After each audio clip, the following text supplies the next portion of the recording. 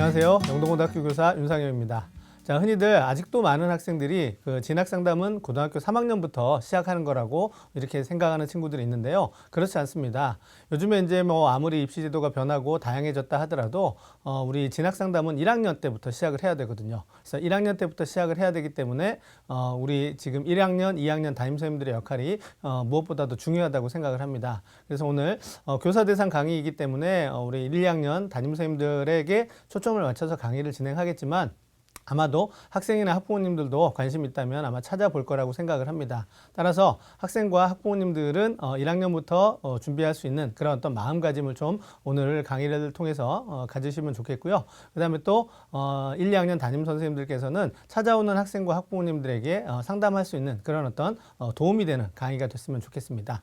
자, 오늘 제가 맡은 강의의 주제는 2023 이후의 대입 전형의 이해입니다. 자, 그러면 강의를 시작하도록 하겠습니다. 자, 제가 오늘 준비한 강의 내용은 두 가지입니다. 첫 번째는 2022 이후의 대입 전형의 특징과 변화. 그 다음에 두 번째는 2023 대입 전형의 주요 특징과 변화. 이렇게 두 가지 주제로 강의를 시작하도록 하겠습니다.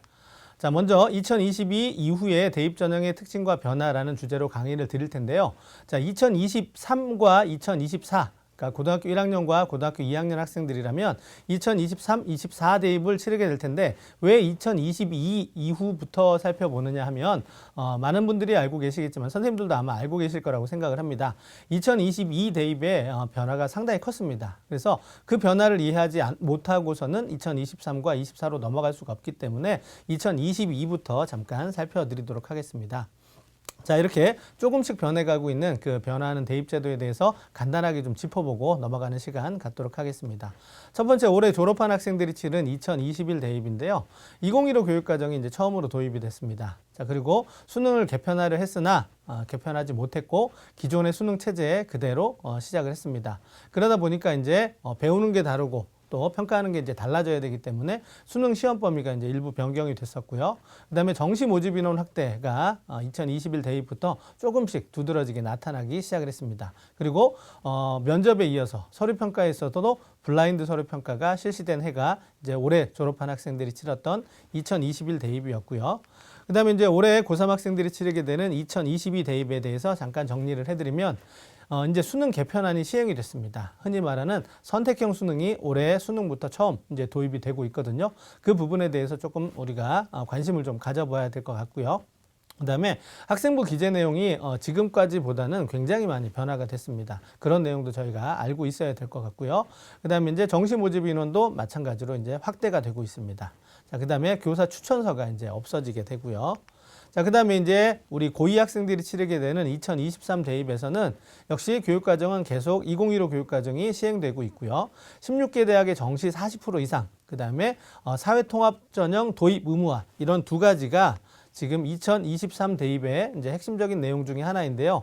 이게 이제 그 대입제도 공정성 강화 방안이라는 게 발표되면서 나온 얘기들인데 뭐라고 이렇게 달려 있냐면 2022 대입에 완성할 수 있도록 그렇게 했으면 좋겠다. 그러니까 조기 달성을 목표로 해라. 이런 어떤 문구가 달려 있었습니다. 따라서 16개 대학의 정시 40% 이상, 그 다음에 사회통합전형 도입 의무화, 이 부분들은 2023에 해당이 되는 부분이지만 2022 대입에서 어느 정도 거의 다 갖춰졌다라고 보시면 됩니다. 그렇다면 2022 대입과 2023 대입은 제도적인 면에 있어서는 큰 차이가 없다라고 보시면 되겠죠. 자, 그 다음에 이제 마지막 고1 학생들이 치르게 되는 2024 대입에서는 16개 대학의 수능 40% 이상은 그대로 유지가 될 거고요. 자기소개서가 이제 없어집니다.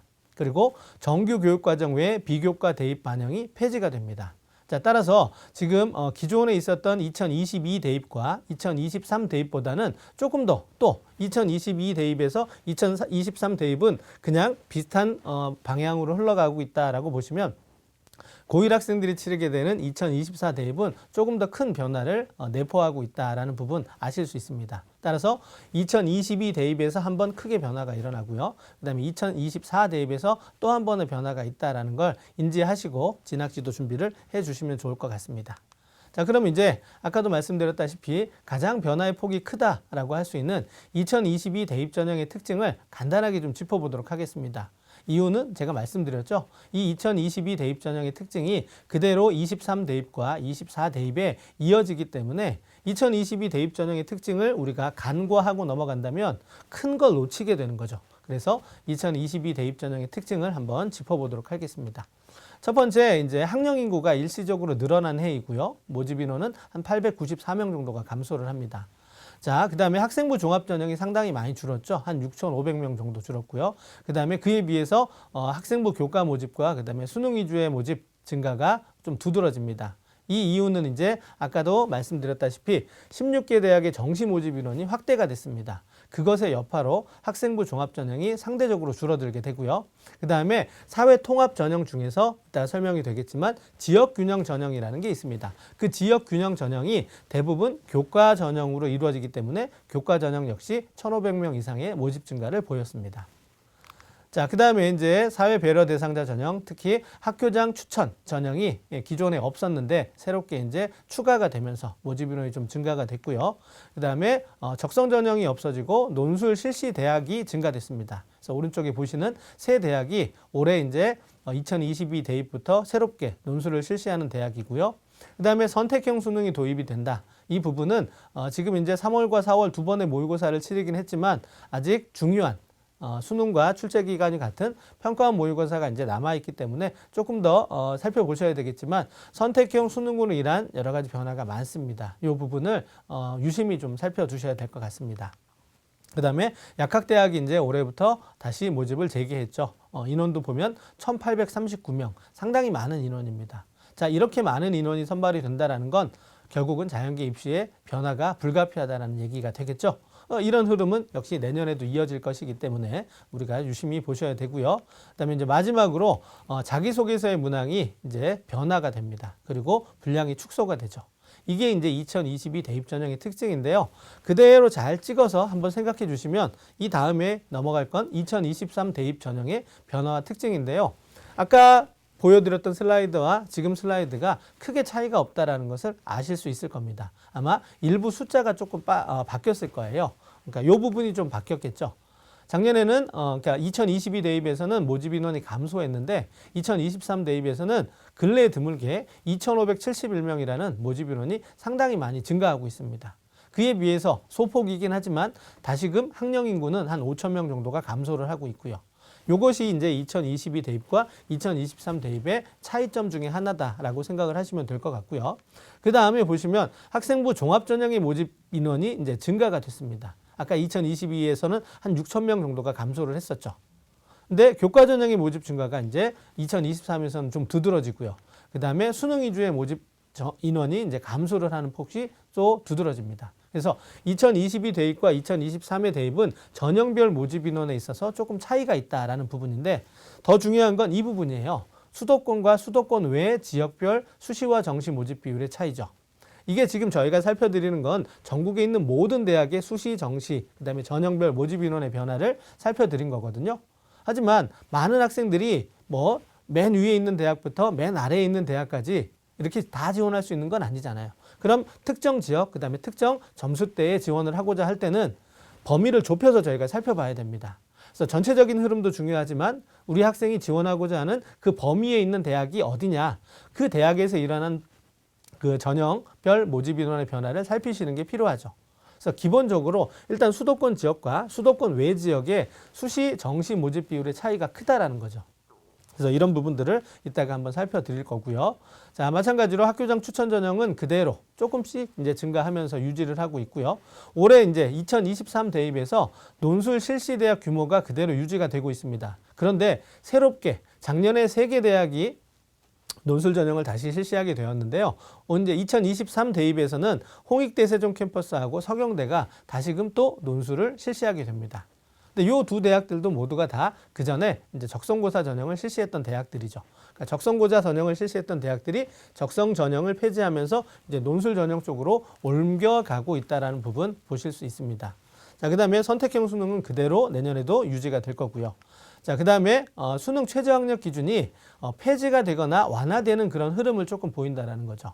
워낙 이제 대학 수가 많기 때문에 전체적으로 저희가 이제 일반화할 수는 없지만 주요 대학 중심으로 최저학력 기준을 폐지하거나 완화하는 그런 경향성이 조금 보인다라는 게 2023 대입의 좀 특징 중에 하나이고요. 하지만 일부 대학에서는 새롭게 적용을 하거나 조금 더 강화시킨 그런 어떤 대학들도 있기 때문에 학생들이 지원하고자 하는 그런 어떤 대학에 따라서 안내를 좀 정확하게 해주셔야 될 것 같습니다. 자, 그 다음에 약학대학 모집도 마찬가지로 그대로 유지가 되고요. 그 다음에 자기소개서 문항, 변화, 분량 축소 이거 그대로 2023 대입에도 유지가 됩니다. 하지만 2024 대입, 지금 현재 고1 학생들이 치르게 되는 2024 대입에서는 폐지가 된다는 부분, 이것도 알고 계시면 좋을 것 같습니다. 자, 그러면 이제 하나씩 지금까지 살펴드렸던 그 주요 특징들을 조금 더 구체적으로 좀 살펴드리도록 하겠습니다. 먼저 국어와 수학에서 도입되는 이 선택형 수능에 대한 얘기를 안 할 수가 없는데요. 이 선택형 수능이기 때문에 문제가 발생을 하죠. 어떤 문제가 발생을 하느냐? 어떤 과목을 선택하는 게 유리하냐? 이런 부분이죠. 그래서 선택 과목에 따른 유불리가 발생하지 않으면 자기가 좋아하는 과목을 선택하거나 계열에 필요한 과목들을 선택하면 될 텐데, 이런 부분에 있어서 유불리가 발생할 수 있다는 부분 때문에 그 선택형 수능의 점수 체계, 이런 부분들에 대해서 조금 선생님들이 알고 계셔야지만 학생들을 상담하실 때 아마 도움이 될 거라고 생각을 합니다. 그래서 그 부분을 조금 짚어가고 넘어가도록 하겠습니다. 자, 2022학년도 수능 출제 범위죠. 자, 이건 당연히 2023과 24 대입에서도 그대로 이어진다는 부분 알고 계시고요. 이렇게 국어하고 수학에서 공통 과목 플러스 필수 선택 과목의 체제로 바뀌게 된다는 부분이죠. 국어는 독서하고 문학을 공통으로 하고 화법과 작문과 언어와 매체 중에서 하나를 선택하는 구조이고요. 그 다음에 수학은 수원, 수투를 공통으로 하고 확률과 통계, 미적분, 기하 셋 중에 하나를 선택하는 그런 어떤 체제로 변화가 된다는 부분인데, 여기에서 이제 우리가 배점을 한번 살펴드리도록 하겠습니다. 먼저 국어의 경우는 공통문학, 공통 과목이 76점, 그 다음에 선택 과목이 24점 이렇게 되고요. 수학 같은 경우는 공통 과목이 74점, 그 다음에 선택 과목이 26점. 대략 이제 3대1 정도의 비율로 지금 공통 과목과 선택 과목, 따라서 공통 과목의 점수가 훨씬 높죠. 그러니까 공통 과목에 대한 준비가 이제 먼저 선행이 되는 것은 당연한 거고요. 그 다음에 이제 두 번째로 어떤 과목을 선택하는 것이 유리할 거냐라는 부분이죠. 자, 그래서 국어부터 한번 살펴드리도록 하겠습니다. 국어는 기존의 문학, 독서, 화법, 작문, 문법 이렇게 5가지 영역이었습니다. 근데 그 문법이 이제 명칭이 언어 쪽으로 변화가 되는 부분이고요. 새롭게 없었던 영역이 하나 들어온 것이 이제 매체입니다. 그래서 기존의 수능에서 새롭게 추가된 부분이 매체라고 보시면 될 것 같고요. 그 다음에 화법과 작문, 언어와 매체가 선택 과목으로 바뀌게 되면서 문학과 독서, 공통 과목으로 범위가 정해져 있는 문학과 독서의 문항 수가 그 전 수능에 비해서 2문항씩 총 4문항이 늘어나게 된다는 부분이죠. 그리고 마찬가지로 선택 과목도 화법과 작문, 문법 이렇게 해서 15문항이었던 것이 이제 선택 과목 체제로 바뀌면서 각각 과목별 11문항으로 바뀌게 됩니다. 자, 그러면 당연히 여기에서 어떤 과목을 선택하는 게 유리하냐? 당연히 화법과 작문과 언어와 매체 중에서 학생이 잘하는 걸 선택하는 게 유리하겠죠. 이게 이제 첫 번째 원칙이 될 거고요. 두 번째 고려사항은 뭐냐? 화법과 작문하고 언어와 매체 중에서 그동안 화법과 작문은 좀 쉽다라는 인식이 있었고요. 언어와 매체 중에서 언어가 좀 어렵다라는 인식이 있었습니다. 그래서 화법과 작문의 선택자가 많은 그런 이유가 되거든요.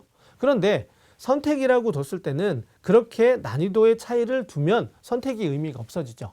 따라서 쉽다고 생각했던 화법과 작문은 약간은 어려워질 가능성이 좀 있고요. 그 다음에 어렵다고 생각이 됐던 언어, 문법은 약간은 쉬워질 수 있습니다. 그렇게 해서 이제 선택할 수 있도록 난이도 조절이 일어날 거다라는 부분도 한번 생각을 해 주셔야 되겠고요. 실제로 이제 내일 모레 있게 될 6월 모의고사를 보면 이제 좀 더 모든 것이 좀 명확해질 거라고 생각을 하는데요. 그 다음에 이제 세 번째. 자, 국어 같은 경우는 대부분의 학생들이, 대부분이라고 하긴 좀 그렇네요. 많은 학생들이 시간의 부족을 좀 경험합니다. 그래서 주어진 시간에 많은 지문을 읽고 많은 문제를 풀어서 정답을 찾는 것. 그게 이제 국어 능력을 평가하는 여러 가지 요소 중에 하나가 되는데요. 그때 시간의 부족을 경험한다라고 했을 때 그 시간의 부족은 대부분 다 문학과 독서, 즉 지문이 있는 문제에서 많은 부분 시간을 쓰게 됩니다. 그런데 그 지문이 있는 문학과 독서의 문항이 4문항이 늘어나게 된다는 부분은 앞으로 수능 국어를 치르는 데 있어서 시간의 부족을 또 경험할 가능성이 조금 더 있다는 부분이죠. 그래서 이런 부분을 고려할 때 문법, 언어가 되겠죠. 언어 이 부분은 당연히 지문이 그렇게 길지 않는 그런 어떤 문제 중에 하나이기 때문에 또 지식을 기반으로 하는 문제가 될 수 있기 때문에 이런 부분, 시간의 부족까지도 고려한 그런 과목 선택도 선생님들께서 상담을 해주시면 어떨까 싶은 생각을 합니다. 자, 이게 이제 국어 쪽에서의 선택 과목 유불리에 따른 그 선택 과목을 결정할 수 있는 그런 어떤 조언이라고 할 수 있겠고요. 두 번째는 이겁니다. 자, 국어에도 적용이 되는 얘기지만 선택 과목의 원점수가 공통 과목 평균에 따라서 조정이 된다는 부분이죠. 그래서 이 원리를 조금 이해를 하고 계셔야 됩니다. 즉 다시 말해서 내가 선택 과목에서 원점수를 많이 맞췄다라고 해서 중요한 것이 아니라 내 과목을 선택한 그 집단의 공통 과목 점수 평균이 높냐 낮냐에 따라서 조정이 된다는 거죠. 그래서 이런 부분에 대한 이해가 있어야지만 학생들한테 정확한 선택 과목에 대한 조언을 해주실 수 있을 거라고 생각을 합니다. 그래서 수학을 사례로 들면서 제가 좀 설명을 드리도록 하겠습니다. 자, 어떤 학생이 수원수투 공통 과목의 점수를 60점을 맞는다라고 가정을 하겠습니다. 그럴 때 확률과 통계를 선택하면 23점을 맞고요. 미적을 선택하면 16점을 맞는다라고 가정을 해보겠습니다. 미적이 조금 더 어렵기 때문에 그럴 수 있을 거라고 생각을 해요. 자, 그럴 때 확률과 통계를 선택한 집단의 수원수투 공통 과목의 평균점은 30점이라고 가정을 하겠습니다. 자, 미적분을 선택한 집단의 수원수투 공통 과목의 점수 평균은 50점이라고 가정을 할게요. 자, 이렇게 됐을 때 확률과 통계의 23점이라는 점수는 확률과 통계를 선택한 그 확률과 통계의 평균점 20점보다 3점이 높은 점수이고요. 미적분의 16점이라는 점수는 평균 20점이라고 가정했을 때 그 점수보다는 4점이 낮은 점수입니다. 그러면 23점과 16점 이대로 점수를 부여하게 된다면 당연히 확률과 통계를 선택한 학생들이 원점수를 더 많이 가져가겠죠. 그런데 그렇게 부여하지 않고 아까 말씀을 드렸던 공통과목 점수에 따라서 조정을 해준다는 얘기죠. 그래서 확률과 통계를 선택한 친구들 그 집단의 공통과목 점수가 30점이기 때문에 30점보다는 어느 정도 점수를 더 잘한 학생이기 때문에 30 플러스 알파라는 점수를 가져가게 될 거고요. 미적을 선택할 경우에는 미적의 평균점, 미적을 선택한 집단의 공통과목 평균인 50점보다 어느 정도 못했기 때문에 50 마이너스 베타라는 점수를 가져가게 될 겁니다. 그래서 새로운 선택 과목 점수를 부여받기 때문에 30 플러스 알파하고 50 마이너스 베타가 어느 쪽이 더 유리할지는 우리가 계산을 좀 해봐야 되겠죠. 근데 언뜻 보더라도 미적을 선택했을 때 좀 유리할 수 있는 가능성이 있다는 게 좀 느껴지시죠? 이걸 이제 우리가 3월 모의고사 고3 학생들이 치른 이번 3월 모의고사의 결과치를 가지고 한번 추정을 좀 해보도록 하겠습니다. 이 부분에 있어서 이제 선택 과목에 유불리가 발생을 한다라는 부분이죠. 이 부분은 수학에만 국한된 얘기가 아니라는 거예요. 국어 쪽에서도 국한이 되죠. 오히려 수학 같은 경우는 인문계 학생들은 대부분 확률과 통계를 선택할 거고요. 자연계 학생들은 미적과 기하 중에 하나를 선택할 것이기 때문에 선택 과목은 거의 정해진 거 아니야? 라고 생각할 수 있습니다. 하지만 국어 같은 경우는 언어와 매체를 선택했다가 화법과 작문으로 옮겨갈 수도 있고요. 반대로 화법과 작문을 선택했다가 언어와 매체로 옮겨갈 수도 있다라는 부분. 요것 때문에 이제 어느 과목을 선택하는 것이 유리한지 이 부분에 대한 흐름을 조금 짚고 계시는 게 좋을 것 같고요. 처음 실시가 되었던 3월 모의고사 고3 학생들의 3월 모의고사의 실채점 결과를 토대로 해서 한번 언매를 선택하는 게 유리할지 화작을 선택하는 게 유리할지 그 유불리가 발생을 하고 있는지 안 하고 있는지를 한번 살펴드리도록 하겠습니다. 먼저 자 이렇게 표준 점수 기준으로 했을 때 130점 또는 131점을 맞은 학생들의 그 원점수를 한번 추정을 해봤습니다. 그랬더니 언어와 매체를 선택한 학생들은 88점이었고요. 화법과 작문을 선택한 친구들은 91점이었어요. 즉 다시 말해서 화법과 작문은 3점 정도가 더 높죠. 그러니까 3점 정도가 언어와 매체를 선택한 친구들에 비해서 손해를 봤다라는 얘기가 되죠. 무슨 말이냐면 언어와 매체와 화법과 작문 중에서 동일한 원점수를 맞는다면 언어와 매체를 선택하는 것이 조금 더 표준 점수에서 유리할 수 있었다라는 분석이 나옵니다. 자, 그 다음에 수학의 경우인데요. 자, 수학 미적을 선택했을 때 100점을 맞으면 157점이라는 표준 점수를 받게 됐고요. 기하를 선택했을 때 100점을 맞으면 152점, 확통을 선택하면 150점. 즉 다시 말해서 똑같이 공통 플러스 선택 과목을 다 맞았는데 이렇게 표준 점수의 차이가 있다라는 거죠. 그 다음에 비슷한 표준 점수 150점이나 151점을 맞았을 때 그 과목들의 선택 과목별 그 원점수를 비교를 해보니까 자 150점을 기준으로 확통을 표준 점수 150점을 맞으려면 원점수를 100점을 맞아야 되는데 미적은 93점만 맞으면 돼요. 기하는 97점을 맞아야 됐고요. 그러니까 어떤 과목을 선택하느냐에 따라서 원점수에 따라서 표준점수에 차이가 있더라는 얘기죠. 이렇게 이제 어떤 과목을 선택하느냐에 따라서 유불리가 발생하게 되면 당연히 어떤 문제도 발생하느냐, 최저 기준을 맞출 수 있느냐 없느냐, 그러니까 등급에도 영향을 주겠죠. 그러니까 예전에 수학 가형과 나형이 있을 때는 따로따로 등급을 매겼단 말이죠. 이제는 수학의 확통, 미적, 기하를 다 합쳐가지고 점수 체계를 하나로 묶어서 순서대로 이제 등급을 매기기 때문에 예전에 비해서 달라지는 결과치가 나온다라는 부분입니다. 그래서 이런 어떤 3월 합평 그 실채점 결과를 가지고 선택 과목별 등급 비율을 한번 추정을 해봤습니다.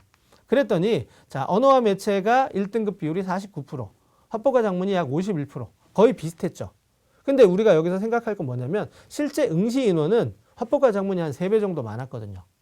그러니까 3배 정도 많은 응시 인원을 가지고 있었던 화법과 작문이나 3배가 적은 3분의 1밖에 안 됐던 언어와 매체의 1등급 인원이 비슷하다라는 거죠. 그 다음에 수학 쪽에서는 미적의 그 1등급 비율이 절대적으로 높았다라는 부분입니다. 자, 이제 3호는 처음이기 때문에 그 다음에 이 자료는 일부 표본을 가지고 추정을 한 거기 때문에 조금은 이제 뭐 오류가 있을 수 있다라는 부분도 감안을 좀 해주시고요. 그 다음에 4월 학평을 가지고 한번 다시 분석을 해봤습니다. 그랬더니 마찬가지로 선택자 비율은 비슷했어요. 그러니까 1대3 정도로 화법과 작문이 많았죠. 그런데 1등급 인원이 언어와 매체가 이제 60% 정도. 그 다음에 화법과 작문이 40% 정도. 언어와 매체의 1등급 비율이 조금 더 높아졌죠.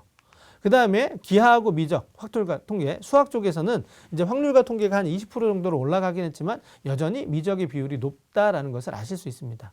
자, 이 부분은 이제 6월 모의고사를 통해서 졸업생들이 포함된 그런 어떤 집단에서의 선택 과목별 등급 비율 또는 그 표준 점수의 차이 이런 부분들을 한번 살펴보시면서 우리 학생들한테 어떤 과목을 선택하는 게 조금 더 유리할지 이런 부분들을 짚어주시면 아마 도움이 되지 않을까 싶습니다. 자, 학생들은 이해를 못하더라도 선생님들은 이해를 하시고 상담에 조언을 해주시는 게 필요한 그런 어떤 자료라고 생각을 합니다. 자, 그 다음에 이제 두 번째 큰 변화가 바로 이제 학생부 기재 내용의 변화라고 할 수 있을 텐데요.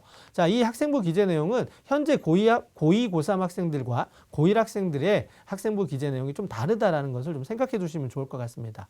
자, 먼저, 가장 중요한 부분은 과세특이죠. 과세특 기록은 기초교과, 탐구교과, 그 다음에 전 교과 모두 다 기재를 해야 된다라는, 전 학생들한테 다 기재를 해 주어야 한다라는 정도로 강조가 되고 있고요. 그 다음에 고2, 고3들한테 일어나는 변화 중에서는 자율동아리를 이제 하나까지만 기재할 수 있다는 거. 축소가 된 거죠. 그리고 내용을 다 기재할 수 없어요. 30자밖에 기재할 수가 없죠. 그 다음에 수상 경력이 이제 학기당 한 건만 반영이 된다는 거. 그래서 수시 같은 경우는 총 5건의 수상 기록만 반영이 되죠. 이런 부분이 이제 변화된 부분이고요. 독서 활동은 그대로 다 도서명과 저자를 기재할 수 있습니다. 자, 그러면 고1 학생들이 치르게 되는 2024 대입은 다시 한번 또 큰 변화를 보이게 되는데요. 이제 뭐가 있냐면 영재교육하고 발명교육, 그러니까 영재 수업을 들었던 거, 그 다음에 발명 수업을 들었던 거는 대입에 반영을 할 수가 없습니다. 그 다음에 자율동아리 하나까지는 기재가 됐었지만 이제는 자율동아리도 반영이 안 됩니다. 그 다음에 개인 봉사활동 실적은 대입에 반영이 되지 않고요. 그냥 학교 교육에 따른 그런 봉사활동만 반영이 된다는 부분. 그러면 영향력이 많이 줄어들 수밖에 없겠죠.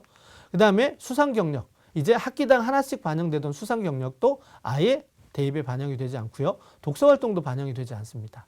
즉 지금 현재 고2 학생들, 그 다음에 고1 학생들 넘어갈수록 계속해서 학생부의 기재 내용이 변화라고 표현을 했지만 제한 또는 축소되는 그런 어떤 움직임을 보이고 있다는 거.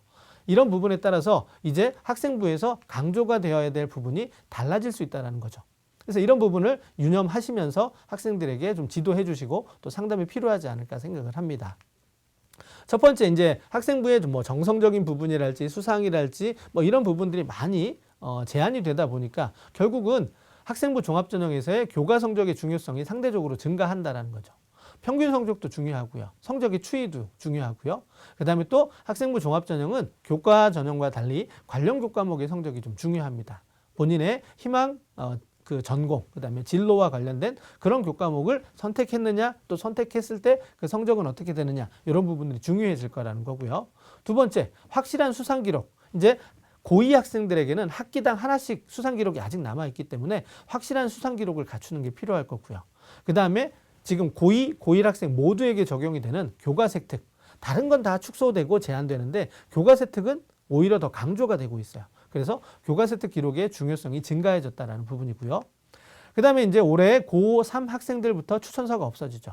추천서가 없어지면 그 추천서의 역할을 했을 수 있는 그 추천서가 필요로 하죠. 그 필요로 했던 추천서의 역할을 대신할 수 있는 게 행동특성 및 종합의견이라고 할 수 있습니다. 그래서 이제 선생님들께서는 이 행동특성 및 종합의견을 추천서를 써준다라는 마음을 가지고 기록을 해주시는 게 필요할 거라고 생각을 하고요. 그 다음에 차기적 체험활동 기록. 그동안은 학교 주도의 활동으로 거의 대부분의 학생들이 좀 비슷한 기록으로 갔어요. 흔히 말해 우리가 복사해서 붙여넣는다 이런 뭐 얘기가 나올 정도로 좀 비슷한 기록이었거나 아니면 학교 주도의 활동이었어요. 근데 이제는 기록할 수 있는 부분이 많이 제한되다 보니까 여기에서도 우리가 좀 차별화된 내용이 들어가야 돼요. 그래서 자율활동하고 진로활동에 개별화되고 구체화된 기록이 기록될 수 있도록 좀 신경을 써주셔야 될 것 같고요. 그 다음에 정규 동아리, 자율 동아리가 이제 제한이 되죠. 고2 학생들한테는 하나, 그것도 30자. 고2 1 학생들한테는 아예 자율 동아리가 없어지죠. 그러니까 정규 동아리의 기록을 조금 더 구체적이고 또 개별화된 기록으로 기록될 수 있도록 노력을 해주셔야 되겠고요. 그 다음에 고2 학생들한테는 자율 동아리의 명칭을 관련성 있게 그래서 좀 직관적으로 알아볼 수 있는 그런 명칭을 사용하는 게 좋을 거라고 생각을 합니다. 자, 마지막 이제 고2 학생들한테는 아직까지 독서 기록이 남아있죠. 수준이 어느 정도 담보가 되고요. 그 다음에 진로 전공이라든가 학생부 기록과의 관련성이 높도록 그 다음에 또 의미를 부여할 수 있는 그런 독서 기록이 될 수 있도록 좀 신경을 써주셔야 된다는 거. 이게 이제 앞으로 중요해질 학생부 기록 내용이 될 거고요. 여기에서 고1 학생들이 달라지는 부분이 이거죠. 수상 기록은 고1 학생들한테는 아예 반영이 되지 않습니다. 그 다음에 자율 동아리도 마찬가지죠. 반영이 되지 않고요. 독서 기록도 반영이 안 됩니다. 그래서 고1 담임 선생님들과 고2 담임 선생님들은 다른 어떤 학생부 기재 내용에 따라서 학생들을 좀 지도하시는 게 필요할 거라고 생각을 합니다. 자, 그 다음에 이제 학령 인구의 변화에 대한 얘기를 좀 드리고 싶은데요. 자, 올해 졸업한 학생들은 6만 3천 명 정도가 줄었어요. 많이 줄었죠. 근데 올해 고3 학생들은 1만 4천 명 정도가 좀 늘어나요. 그런데 고2, 고1로 내려갈수록 또 한 5천 명에서 3만 4천 명 정도 또 한 번에 학령 인구가 감소가 됩니다. 그러니까 전반적으로 학령 인구가 계속해서 좀 감소가 된다라는 부분인데 학령 인구의 변화는 전체적으로 입시 결과에 영향을 줄 수 있죠. 입시 환경에 영향을 주기 때문에 선생님들께서 조금 유념해서 보셔야 될 부분인데요. 또 다른 자료를 한번 제가 보여드리도록 하겠습니다. 이 부분이에요. 대학 입학 가능 자원. 이건 이제 교육부에서 발표를 한 건데 여기에는 이제 여러 가지 졸업생, 재수생, 대학 진학률 뭐 이런 것들을 다 종합해서 이제 대학 입학 가능 자원이라는 거를 발표를 했습니다. 그런데 올해 고2 학생들한테 한 14,000명 정도 일시적으로 학령 인구가 늘어났음에도 불구하고 이 대학 입학 가능 자원이라고 봤을 때는 이렇게 해를 거듭할수록 8,000명에서 11,000명, 27,000명으로 계속해서 이 대학 입학 가능 자원이 감소한다는 걸 볼 수 있습니다. 자, 그렇게 되면 2022 올해부터 미충원 인원이 물론 작년에도 대학에서는 일부 대학에서는 그 충원을 다 못했죠. 충원을 못한 대학들이 늘어났지만 앞으로 미충원 비율이 더 늘어날 거라는 거죠. 그러면 이제 학생들한테 대학을 가는 것에 문제가 아니라는 거죠. 이제 원하면 대학은 다 갈 수 있다. 어느 지역에 어떤 대학을 가느냐 이 부분에 대해서 학생들한테 조금 더 주의를 주셔야 될 거라고 생각을 합니다. 자, 이렇게 대학 입학 가능 자원이 좀 감소가 된 부분에 있어서는 졸업생들의 어떤 그 영향력이 좀 있다라는 거죠. 졸업생들의 비율은 조금씩 늘어나고 있으나 전체 졸업생, 학령 인구가 줄어들다 보니까 졸업생의 그 숫자도 정량적인 숫자도 줄어들기 때문에 입학 가능 자원에 있어서는 감소하는 그런 어떤 흐름들을 보이고 있다는 거 좀 보시고요. 자, 이렇게 학령 인구가 자꾸 감소하고 그다음에 대학 입학 가능 자원이 줄어들기 때문에 올해 정시 모집에서 나타난 경쟁률을 보시면요. 서울과 경기 지역은 뭐 5대1 정도 되지만 전남, 그다음에 경남, 전남, 경남 이런 그 남쪽 지역에 있는 대학들은 3대1이 안 됩니다. 우리가 알고 계시겠지만 선생님도 알고 계시겠지만 정시 지원은 가군, 나군, 다군 이렇게 3번 하잖아요. 그러니까 3대1이 되면 결국은 그냥 기본이 되는 건데 3대1이 되지 않는다는 건 결국 이게 충원 모집이 이루어지면 충원 합격으로 합격자들이 이동하게 되면 이제 미충원 될 수밖에 없다라는 거죠. 그래서 보시면 오른쪽 표를 보시면 지역별 대입에서 추가 모집 인원입니다. 경북 지역은 한 4,300명 정도, 부산 지역은 거의 3,800명 정도가 이게 추가 모집을 실시했어요. 수시 모집, 정시 모집 다음에 추가 모집. 그 다음에 자 서울 지역은 이제 738명. 즉 다시 말해서 서울이나 수도권은 아직까지는 추가 모집의 인원이 적고 추가 모집을 한다 하더라도 대부분 충원할 수가 있지만 지방에 있는 대학은 충원을 다 못할 수도 있고요. 추가 모집이 그만큼 많이 늘어나고 있다는 건 이게 이제 학령 인구의 변화 또 대학 입학 가능 자원의 그 변화가 시사하는 바라고 볼 수 있습니다. 그래서 이렇게 이제 흘러가는 이런 어떤 그 흐름들을 좀 인지하시면서 학생들을 상담해 주시면 좋지 않을까라고 생각을 합니다. 자, 그럼 이제 두 번째 꼭지가 되겠는데요. 두 번째는 이제 2023 대입에 대해서 조금 더 범위를 좁혀서 살펴드리도록 하겠습니다. 앞서 말씀드렸지만 22 대입의 흐름이 23 대입에도 그대로 이어지고 있기 때문에 비슷한 내용이 조금 반복될 수도 있지만 23 대입에 조금 더 초점을 맞춰서 강의를 진행하도록 하겠습니다. 자, 먼저 이제 대학 입학 전형 일정부터 한번 살펴드리도록 하겠는데요. 일단은 학생부 작성 기준일이 8월 31일입니다. 뭐 요건 큰 변화가 없기 때문에 대부분 선생님들 알고 계실 거라고 생각을 하고요. 원서 접수 기간도 마찬가지로 9월 13일에서 17일 중에서 3일 이상으로 이렇게 3일 이상 이제 실시를 하면 되고요. 합격자 발표가 12월 15일 날 일어나게 됩니다. 물론 그 사이에 수능을 치르게 되죠. 그러고 나면 12월 27일에 미등록 충원 등록 마감이 됩니다. 자, 요 날짜들을 기억을 해 주셔야 되는 것이 요 날짜가 끝나고 나면 그 다음에 수시에서 채우지 못한 인원을 정시로 이월하는 정시 2월 인원이 발표가 돼요. 그러면 이제 본격적으로 정시에서 원서 접수가 실시가 되죠. 그래서 정시의 원서 접수 기간은 12월 29일부터 1월 2일 중에 3일 이상이 되고요. 합격자 발표는 2월 6일까지입니다. 그러면 마찬가지로 합격자 발표, 여기서 말하는 합격자 발표는 최초 합격자죠. 그러면 이후에 이제 추가 합격자가, 충원 합격자가 발표가 됩니다. 그게 이제 2월 17일까지고요. 2월 17일까지 이제 정시의 충원 합격까지 다 마감이 되면 그럼에도 불구하고 정원을 다 채우지 못한 그런 대학들을 대상으로 이제 추가 모집이 실시가 됩니다. 그래서 그 추가 모집은 20일부터 28일까지고요. 이제 28일까지 최종 마감을 하게 되고요. 이때도 이제 정원을 채우지 못한 대학은 결국은 그 채로 이제 신입생을 맞이하게 되는 이런 일정이라는 거 잠시 알고 계시면 좋을 것 같고요. 자, 전형별 모집 인원 변화를 한번 살펴드리도록 하겠습니다. 자, 이 부분은 수시 정시를 구분하지 않고 전형 유형에 따라서 저희가 한번 살펴본 건데요. 지금 이제 2023 학년도 전체 34만 9,124명을 선발하게 되는데요. 전년도에 비해서 증감을 비교를 해보면 학생부 교과 전형이 한 6,000명 정도 늘어나게 되고요. 종합 전형이 1,850명 정도 늘어나게 되고요. 반대로 수능 위주의 전형이 6,000명 정도가 줄어들게 되죠. 이 부분이 앞서도 제가 말씀을 드렸지만 2022 대입과 달라진 부분이라는 거죠. 2022 대입에서는 수능 모집 인원, 정시 모집 인원이 늘었었죠. 그리고 학생부 종합 전형의 모집 인원이 감소가 됐었습니다. 그런데 2023 대입에서는 이렇게 달라진다는 거죠. 그래서 총 합을 해봤더니 2,571명. 지금까지 계속 한 3년간 모집 인원이 소폭 감소하던 흐름에서 벗어나서 2023 대입에서는 전체 모집 인원이 늘어나게 된다는 부분이죠. 이런 부분을 좀 기억해 주시면 좋을 것 같고요. 다시 이제 권역별로 모집 인원을 한번 살펴드리도록 하겠습니다. 아까 말씀드렸다시피 수도권과 그다음에 그 수도권 이외의 지역이 굉장히 달라요. 그다음에 또 수도권 내에서도 또 서울하고 경기가 좀 다르고요. 서울 내에서도 주요 대학과 또 그 밑에 대학이 또 다릅니다. 이렇게 이제 우리 학생들을 위한 상담을 진행하실 때는 학생들의 그 점수대에 따라서 우리 선생님들께서 어느 점수대의 학생이냐에 따라서 너는 이 점수대이기 때문에 전체적인 흐름과는 좀 다를 수 있다. 그래서 그 점수대에 맞는 그 전형별 모집 인원의 변화를 살펴서 설명을 해 주셔야 될 것 같아요. 자, 오늘은 일단 수도권과 비수도권을 한번 구분을 해보도록 하겠습니다. 자, 수도권의 수시 모집 비율은 65% 정도 되죠. 정시 모집 비율은 35%예요. 하지만 비수도권은 어떻게 되죠? 86%를 수시에서 선발을 하고요. 정시 모집은 13.9%, 14% 정도밖에 선발을 하지 않습니다. 이렇게 수도권과 비수도권의 차이가 크죠. 그러니까 수도권 지역은 정시 모집 비율이 높다라는 거죠. 이유는 아시겠죠? 16개 대학 정시 모집 비율 40% 이상, 대입제도 공정성 강화 방안 때문에 서울에 있는 주요 16개 대학의 정시 비중이 늘었기 때문에 결국은 수도권 전체에 영향을 주고 있다라고 보시면 될 것 같고요. 오른쪽에 수시에서 수도권은 한 1,395명 정도가 늘었고요. 정시 마찬가지로 825명이 늘었습니다. 하지만 비수도권은 수시가 8,669명이 는 것에 비해서 정시 모집 비율이 인원이 8,300명 정도가 줄었어요. 그래서 이렇게 그 권역별로 모집 인원의 그 전형별 차이가 있다는 거, 시기별, 전형별 모집 인원의 차이가 있다는 부분을 정확하게 인지하시고 학생을 상담해 주시는 게 필요할 거라고 생각을 합니다.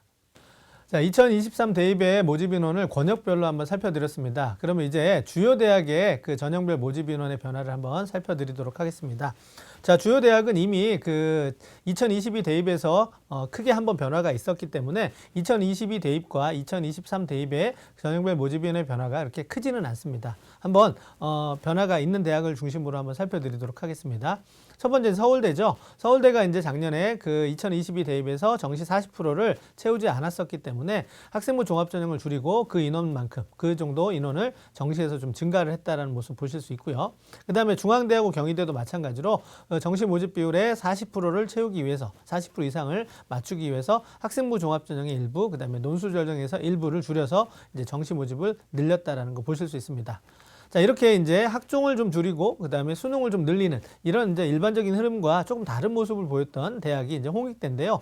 뭐 크지는 않습니다만은 수시에서 이제 147명 정도가 오히려 좀 늘었고요. 그다음에 이제 수시에서 238명이죠. 238명 정도가 좀 늘었고요. 정시에서 이제 177명 정도가 감소하는 그런 어떤 모습을 좀 보였다라는 거. 좀 이례적이긴 하지만 전체적인 흐름에 영향을 줄 정도는 아니다라는 거 말씀을 좀 드리겠고요. 그러면 수시에 이제 그 주요 대학의 대표 전형이 이제 종합 전형이잖아요. 그럼 종합 전형과 정시의 대표적인 전형인 수능 전형의 모집 인원을 한번 비교를 해보도록 하겠습니다. 자, 종합 전형의 주요 대학 합은 17,000명 정도이고요. 그 다음에 수능 위주의 전형의 모집은 2만 명 정도. 그래서 정시 모집 인원이 훨씬 더 많다라는 거죠. 그럼 수시하고 정시를 비교하면 당연히 수시가 많죠. 하지만 수시 중에 어떤 한 전형과 정시의 수능 위주의 전형을 비교한다면 수능이 주요 대학은 훨씬 많다라는 거, 40% 이상이 지금 만들어졌다라는 걸 좀 생각을 해주셔야 됩니다. 그래서 여기서 이제 선생님들이 생각하실 게 뭐냐면 모든 학생들이 하나의 전형으로 갈 수가 없다라는 거죠.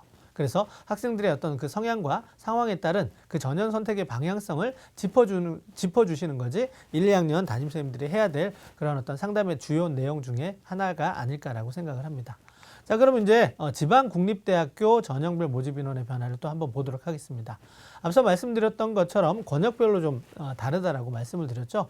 보시면 수시가 한 23,000명 정도, 정시가 9,800명 정도. 그래서 수시가 월등히 많이 모집을 하고 있다는 걸 보실 수가 있고요.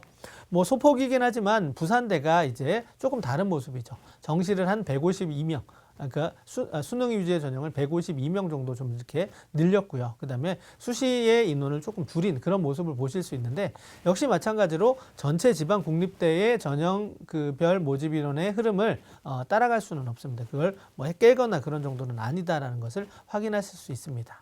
자, 그럼 이제 주요 대학의 그 2023 대입 전형 계획 기준으로 변경된 부분을 한번 좀 살펴드리도록 하겠습니다. 자, 먼저 건국대인데요. 건국대는 지역 균형 전형, 교과 전형이죠. 교과 전형의 수능 최저 학력 기준을 이제 2023 대입부터 폐지를 하게 됩니다. 그다음에 경희대학교는 네오르네상스 전형, 학생부 종합 전형이거든요. 학생부 종합 전형에 2022 대입에서 기준을 적용을 했습니다. 그랬는데 다시 2023 대입에서는 폐지를 했다라는 부분 보실 수 있고요. 서울대학교는 정시에서 선발을 하는데 지균도 선발을 하지만 정시의 선발 방법을 수능 플러스 교과, 이제 교과를 반영을 하고 있다라는 부분이 좀 특징이다라고 말씀드릴 수 있겠고요. 서울시립대 같은 경우는 학생부 종합 전형을 두 가지로 구분합니다. 면접형과 서류형으로. 자, 이것 또한 2023 대입 이후부터 일어나는, 물론 22 대입에서도 어느 정도 있었지만 계속해서 이제 학생부 종합 전형이 흐름이 좀 이런 경향성이 있어요. 그러니까 한 대학에서 두 가지 전형을 만들어 놓는 거죠. 그래서 하나는 면접형, 하나는 서류형으로 이렇게 구분하는 그런 대학들이 좀 늘어난다라는 겁니다.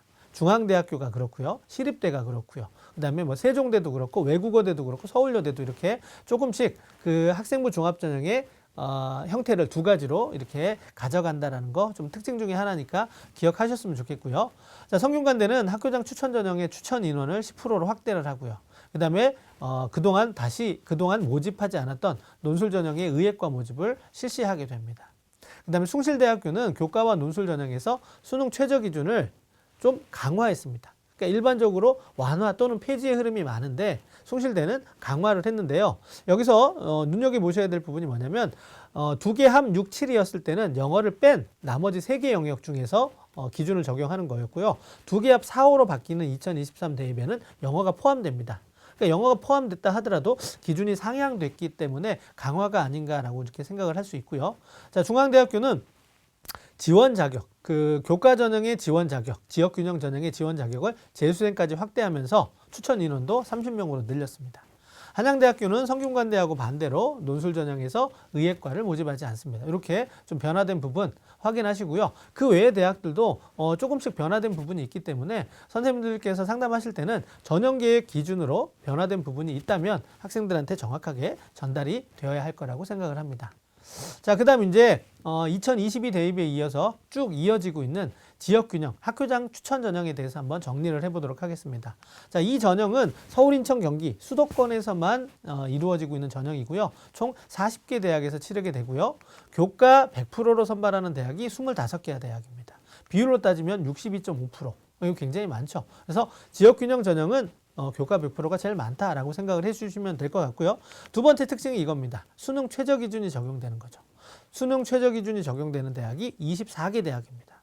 그 다음에 추천 인원을 제한하는 대학이 19개 대학, 제한하지 않는 대학이 21개 대학. 여기 이제 반반이죠. 그러니까 추천 인원을 제한하는 대학도 있고 추천 인원을 제한하지 않는 대학도 있어요. 그럼 제한하지 않는 대학은 그냥 학생이 원하면 특별한 자격 요건에 제한을 받지 않는 이상 지원을 할 수 있는 부분이죠.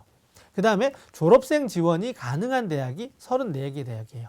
그럼 졸업생 지원이 안 되는 대학이 6개 대학이 있죠. 즉 재학생만 지원이 가능한 대학이 6개 대학인데 서울대학교, 연세대학교, 성균관대, 서강대, 경희대, 서울교대 이렇게 아마 될 겁니다. 그래서 이렇게 재학생만 지원할 수 있는 대학과 졸업생 지원도 가능한 대학 이렇게 구별해서 학생들 상담에 활용해 주시면 좋을 것 같습니다.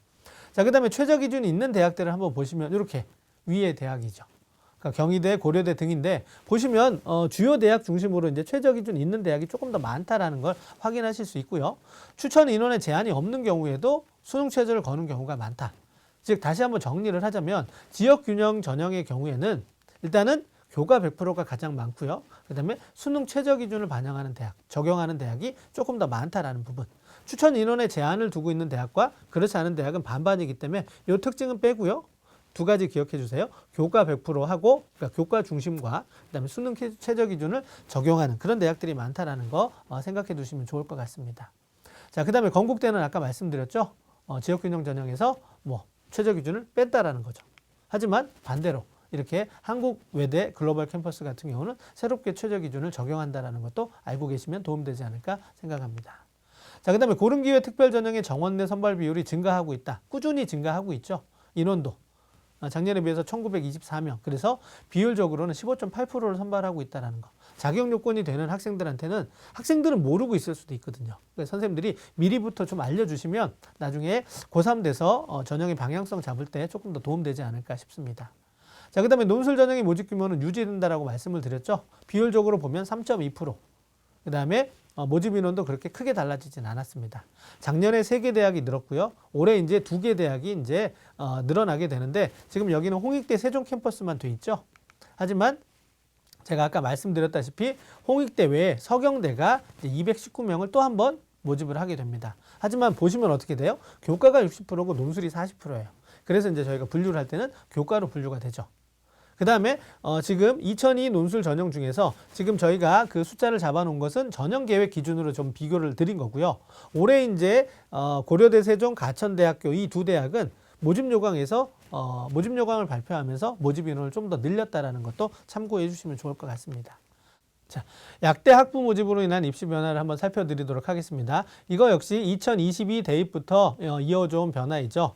자, 모집 규모를 보시면 1878명입니다. 1878명이라는 건 주요 대학, 주요 종합대학의 자연계 모집 인원과 맞먹는 숫자거든요. 그러면 이 대학이 약대가 들어옴으로 인해서 자연계 입시에 변화가 불가피하다는 건 우리가 충분히 인지할 수 있는 부분이라고 생각을 합니다. 자, 그러면 전형별 선발 비율을 한번 보시면요. 수시에서 58.5%를 그다음에 정시에서 41.5%를 선발하게 되고요. 자, 수도권과 이제 지방 기타 대학으로 한번 구분을 해볼 텐데 수도권 쪽에 16개 대학이 있고요. 그다음에 기타 지역에 20개 대학이 있습니다. 자, 그럼 수도권 대학에 진학을 하기 위해서는 어떤 전형이 많이 선발을 하느냐? 종합 전형으로 28.7%를 선발을 하고요. 그다음에 45.6%를 수능으로 선발합니다. 따라서 수도권 약대를 진학을 하기 위해서는 종합 전형과 수능에 대한 준비가 필요할 것 같고요. 그다음에 지방에 있는 약대를 지원하기 위해서는 교과가 18.8%, 그다음에 26.4%를 수능으로. 따라서 지방에 있는 약대를 지원하고자 하면 교과 전형하고 수능 전형을 중심으로 준비를 해야 된다는 거 좀 인지를 해 주셔야 될 것 같고요. 자, 지방에는 지역 인재 전형이 많이 있죠. 그 지역 학생들만 지원할 수 있는. 그래서 서울에 있는 학생들은 지원할 수 없기 때문에 따로 표시가 돼 있는 이 지역 인재 전형에 대한 건 우리가 빼고 해야 되기 때문에 1878명이지만 그중에서 지역 인재 전형을 빼고 나면 실제로 서울 학생들이 지원할 수 있는 그 규모는 조금 줄어든다라는 것도 참고로 학생들한테 알려주시면 좋을 것 같습니다. 자, 그 다음에 이제 교사 추천서와 그 다음에 자기소개서에 관한 이야기인데요. 추천서는 올해 고3부터 이제 폐지가 됩니다. 그거 알고 계시죠? 그 다음에 자기소개서의 문항은 변화가 되죠. 올해 고2 학생들, 고3 학생들은 변화가 되는 거고요. 그 다음에 고1 학생들이 치르는 2024 대입에서는 폐지가 된다는 부분이죠. 그래서 기존에 있었던 4개 문항이 3개 문항으로 줄어들면서 1번과 2번이 합쳐집니다. 그리고 이제 3번의 문항의 성격이 조금 변화되는 부분을 보실 수 있죠. 그래서 전체적으로는 4개 문항 5,000자에서 3개 문항 3,100자로 축소가 된다는 부분. 그래서 문항은 이렇게 됩니다. 1번을 보면 진로와 관련된 학습 경험과 교내 활동을 쓰는 거고요. 2번은 타인과 공동체를 위해 노력한 경험과 이를 통해서 배운 부분을 쓰는 거죠. 이제 3번은 자율문항이기 때문에 대학에 따라서 조금씩 다르다는 거 확인하시고 학생들한테 준비를 좀 시켜주시면 좋을 것 같습니다. 자, 이제 수능 최저학력 기준의 변화입니다. 자, 아까 말씀드렸던 2023 대입 전형의 특징 중에 하나였는데 폐지 또는 완화가 좀 많다라고 제가 말씀을 드렸죠. 적용 또는 강화보다는요. 그래서 여기 보시는 바와 같이 폐지 또는 완화의 흐름이 일반적이다라는 거 보실 수 있고요. 경희대가 네오르네상스 전형에서 폐지를 했다라는 거 말씀을 드렸고 건국대도 좀 말씀을 드렸고요.